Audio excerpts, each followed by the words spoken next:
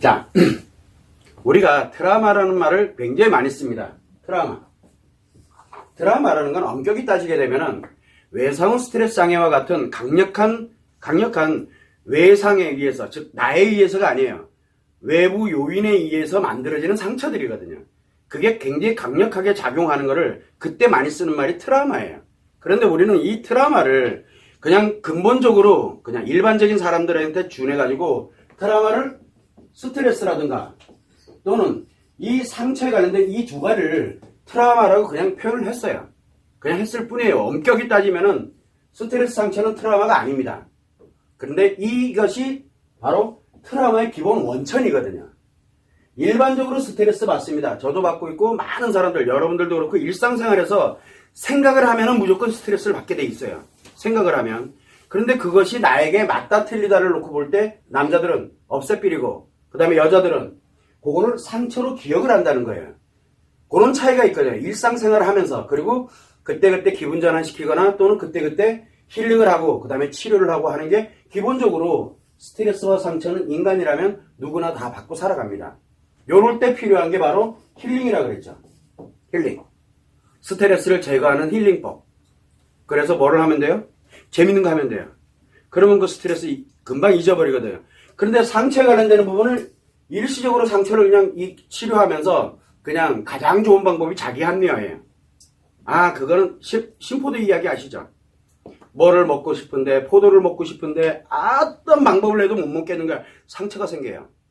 그런데 내가 상처를 없앨 수 있는 방법은 저 포도는 분명히 쉬어있을 거야 라고 하니까 자기 만족이 되는 거예요. 그때 치료가 돼요. 이게 우리가 상처 치료법 중에 하나이기도 해요. 그건 자기 합리화 힐링법이에요. 그래서 스트레스를 힐링하는 방법, 상처를 힐링하는 방법이 있거든요. 그게 다 바로 뭐냐면 자기 합리화예요.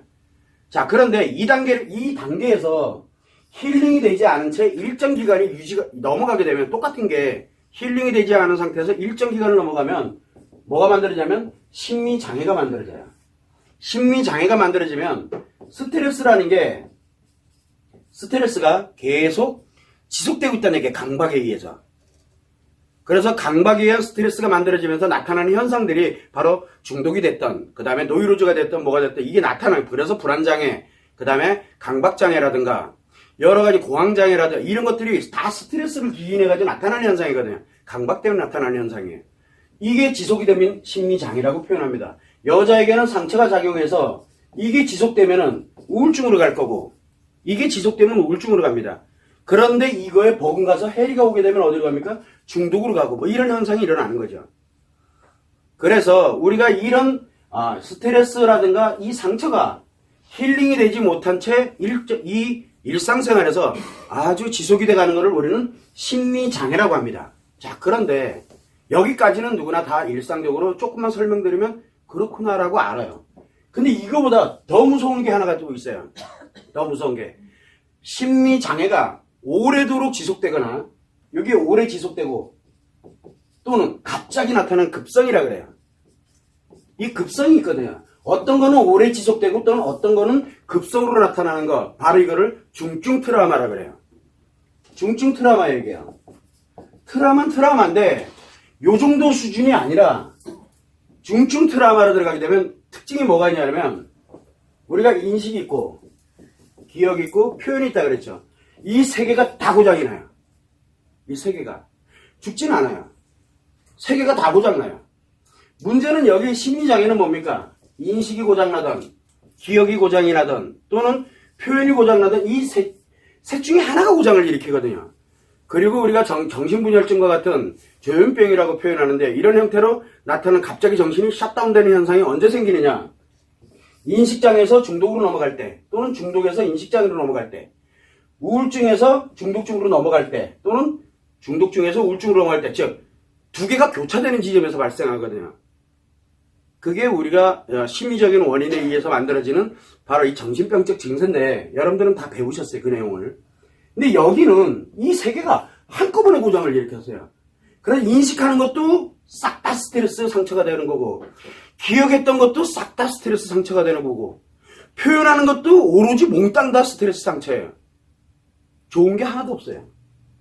그래서 뭐가 됩니까? 내 인생이 인식되고 기억되고 표현되는 게 모두 다 스트레스와 상처가 되니까 못 견디는 거예요.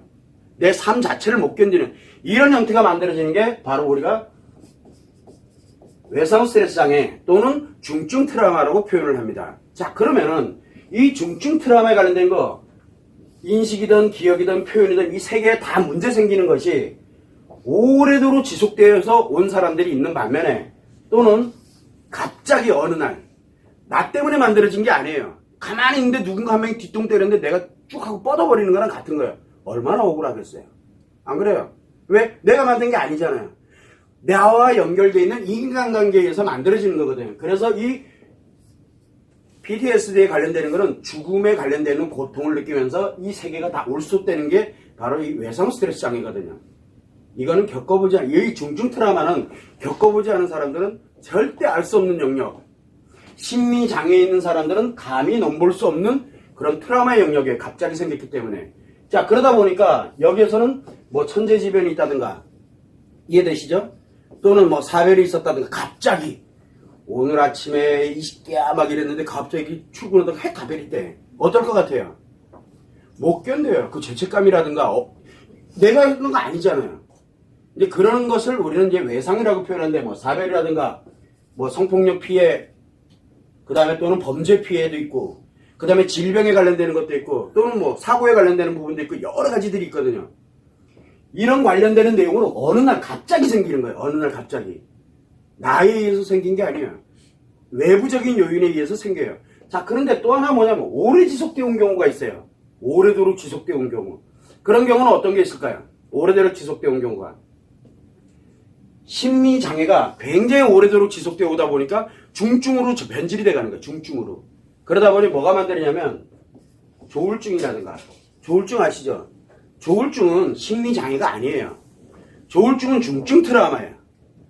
자, 그래서 우울증과 중독증을 넘나드는 거를 우리는 조울증. 근데 이게 어느 한 분야로 가면은 거기서 꾸준하게 유지가 돼야 되는데 아니에요. 반대편으로 다시 와요. 이게 왔다 갔다 거리는 걸 조울증이고, 조울증도 중증 트라우마거든요. 조울증이라든가. 그 다음에 또 뭐가 있을 것 같아요? 꾸준하게 유지된 거. 중증 중독증도 있어요. 중독증. 범죄자들이 이런 게 많아요. 중증 중독증이거든요.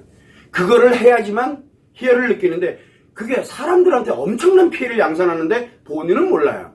이 중증으로 전환되고 있다는 얘기거든요. 그러니까 중증 중독증도 마찬가지고 이런 것도 다 오래 지속이 되다 보니까 문제점이 발생한 거거든요. 또 하나는 뭐냐면 남자들에게 성기능 장애도 똑같아요. 이거 성기능 장애는 이쪽도 아니고 힐링 쪽도 아니고 스트레스 요인도 아니고 그 다음에 심리장애 요인도 아니에요. 오랜 세월 동안 성상처가 꾸준하게 누적되다가 어느 날 신체로 이제 영향이 나타나면서 만들어지는 현상이 바로 이 남자의 성기능 장애. 이것도 마찬가지로 중증 트라우마에 준하거든요. 근데 사람들이 그걸 몰라요. 여기에 이제 우리가 뭐 공황장애인데, 공황장애는 일반적인 공황장애는 심리장애라고 볼 수 있는데, 공황장애하고 불안장애, 그 다음에 강박증, 이거를 동시에 가지고 있는 거예요. 이건 오래도록 지속되어 오면서 자기가 감당할 수 없는 영역을 넘어가 버린 거예요. 이런 여러 가지 사안들이 지속되어 온 것도 있고, 어떤 경우에는 갑자기 발생하는 경우도 있어요.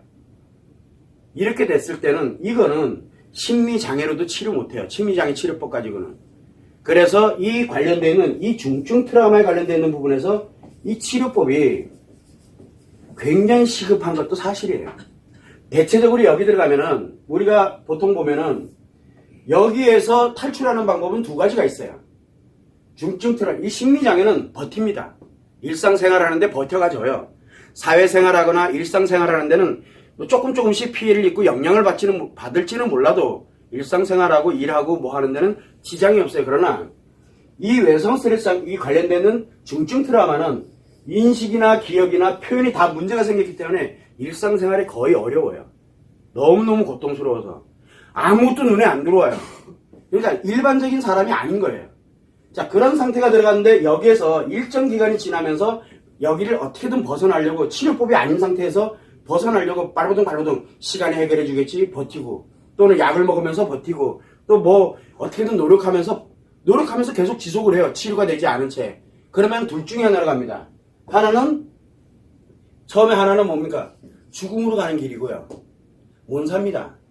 자살하는 사람들의 대체적인 것이 여기에 다 들어있어요. 여기서는 안 합니다. 잘. 대부분 여기서 해요. 특히 남자들인 경우에는 뭐가 있습니까? 가치 추구가 완전 붕괴돼 버린다든가. 이런 것도 갑자기 생기는 현상이거든요. 이런 형태에서 죽음을 생각하게 한다든가. 두 번째는 중증, 중독증에 들어갑니다. 갑자기. 중증으로 가요. 중증. 남이 피해를 입든 말든 관심 없어요. 이 범죄 개념 속에 갑자기 생기는 이유 중에 하나가 이런 부분들이에요. 그래서 욱하는 거, 히스테리라든가 이런 것들이 여기서 나타나기 시작하거든요. 그래서 우리가 히스테리 증세가 나타나고 분노 조절 장애 증세가 나타나고 이러는 거는 이미 중증 트라우마 단계를 벗어나려고 하면서 나타나는 현상이에요. 이게 2차 피해예요. 이게. 대부분 다 뭡니까? 이거는 범죄 유형에 들어간다고 보시면 돼요. 근데 본인은 범죄자라고 생각을 안 해요. 절대. 그래서 이런 사람들은 자살의 위기로 가겠지만 이 사람들은 신나는 재미의 위주로 가요. 다 필요 없어요. 그리고 이 사람들은 자기를 합리화시켜야 돼요. 뭐로 합리화시켜야 돼요?